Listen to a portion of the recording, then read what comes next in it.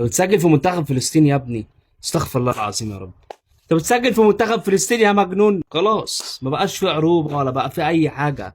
استغفر الله العظيم. عاجل يا اخوان، نهاية شوط اول بين تونس وفلسطين بتقدم التوانسة 1-0. بعطيك معلومة على السريع. فلسطين فازت 1-0 على قطر. سوريا فازت 1-0 على تونس. الان فلسطين خسرانة 1-0 من تونس. قطر لو فازت 1-0 على سوريا حيتعادلون كلهم. حلو. الجولة الجاية لو انتهت المباريتين تعادل سلبي او ايجابي بنفس الاهداف سيتأهل فارق التصنيف، ونجد بأن تونس المصنفة 40 عالميا وقطر 52. يعني يتعادلون بالأهداف، يتعادلون في عدد الأهداف المسجلة، يتعادلون بالنقاط، ما يروحون للعب النظيف نفس كأس العالم. هذا قانون الاتحاد العربي.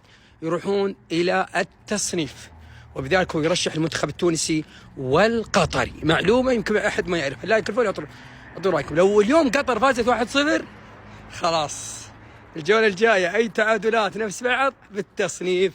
لقطة الشوط الأول في مباراة تونس وفلسطين أو لقطة البطولة أو واحدة من لقطات البطولة. بص المدرج عامل إزاي، بص جماهير فلسطين وجماهير تونس عاملين إيه في المدرج. طبعا قاعدين مع بعض، وبص العلم اللي موجود بطول المدرج كله، علم البلدين داخلين مع بعض، علم البلدين واحد، إن مفيش فرق بيننا، مفيش علم تونس ومفيش علم فلسطين، لا هو علم واحد ممزوج ببعضه. اللون الأحمر بتاع علم تونس داخل في الجزء الاحمر في علم فلسطين. احنا بلد واحده، احنا دوله واحده، مش دولتين اتنين. ايه الجمال وايه العظمه دي. وهو ده اللي بنقدمه، وهو ده الاهم في كاس العرب. المهم ان هو يتقدم للناس كلها الوحده العربيه، وان احنا كلنا شعب واحد، وان احنا كلنا بلد واحده، وان احنا كلنا امه واحده. وطبعا فلسطين ليها حته كده زياده عن كل البلاد العربيه. فلسطين تحس ان اي بلد، اللي هو انا مصري وبشجع بعض فلسطين،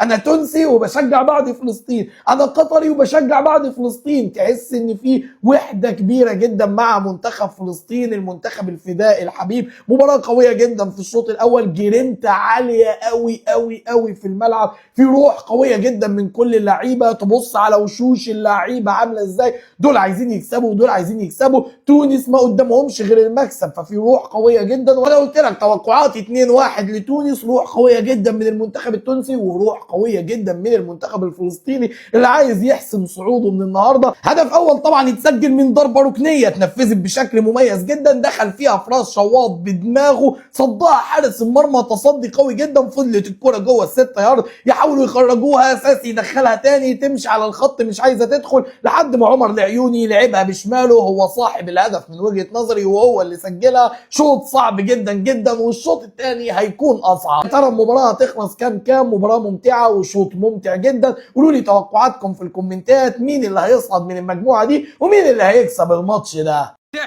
تحية للمنتخب التونسي وللجمهور التونسي الذي عبى هذا الملعب. المنتخب التونسي مربوحة يا الأولاد، مربوحة.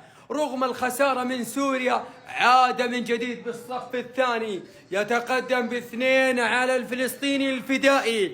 الله يا توانسة، من كسب فرنسا في المونديال الأخير أمام وصيف العالم قادر أن يحقق كأس العرب. هو وصيف كأس العرب النسخة الماضية. تحية سعودية إلى الأراضي التونسية، وإذا كنت تونسيا فاعمل الإضافة. مربوحة يا الأولاد لعيون محمد أمين الشرميطي نجم العميد الأسبق. فلسطين راح تفوز على تونس، وسوريا راح تفوز اليوم على قطر. وسوريا اليوم راح تبدع اليوم، سوريا يمكن تفوز بنتيجة تاريخية. وفلسطين هسه كمان شوي، كمان دقيقتين بتبلش المباراة، راح تفوز على تونس وتصدم الجميع. أنا شو بتحكي؟ إذا بغلط بتوقع واحد، لكم شو ما بدكم. اليوم يا فلسطيني ويا سوري منتخب بلدك هيبدع وهيرفع الراس، وخاصة المنتخب السوري اليوم. شوفوا المفاجأة راح يقدمها. ارجعوا لي بعد المباراة، أي غلط بتوقعه لكم شو ما بدكم، أقسم بالله. توقعاتي لمباريات اليوم بكأس العرب، الصراحة مباريات صعبة. هاي البطولة مجنونة، جنون بجنون، مفاجآت كثيرة.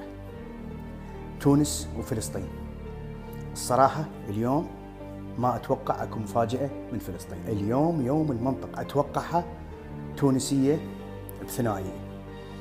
سوريا وقطر جنون والله صعبة. أيضا أتوقعها بدون مفاجآت، والمنتخب القطري راح ينتصر.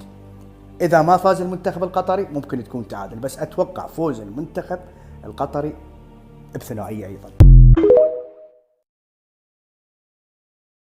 من الكنترول هحرق لك نتائج مباراه النهارده في بطوله كاس العرب للمجموعه الاولى. النهارده عندنا ماتشين مهمين جدا، ماتش فلسطين وتونس وماتش سوريا وقطر. ماتشين مهمين جدا وحاسمين في البطوله وممكن يحددوا الاطراف اللي هتصعد كمان. خلينا نتوقعهم لك كده على السريع، يلا بينا. المباراه الاولى معانا مباراه منتخب فلسطين في مواجهه منتخب تونس. عايز افكرك ان تونس في اول مباراه ليها في المجموعه خسرت 1-0 من سوريا. على الجانب الثاني فلسطين غفلت قطر وفازت في اخر دقيقه بنتيجه 1-0. فلسطين معاها 3 نقط في المجموعه وتونس معاهاش ولا نقطه. حاله فوز منتخب فلسطين يصعد رسميا، ولكن للاسف ده مش هيحصل. تونس اللي هتكسب المباراه دي، وافتكر كلامي، تونس هتفوز 1-0 وهترجع للمنافسه تاني. المباراه الثانيه اللي هتبقى الساعه 7 مباراه منتخب سوريا ومنتخب قطر. عايز اقول لك ان سوريا طبعا فاز في اول مباراه في مفاجاه كبيره في البطوله لما فاز على منتخب تونس 1-0، وقطر برضه في مفاجاه غير متوقعه خسر من فلسطين.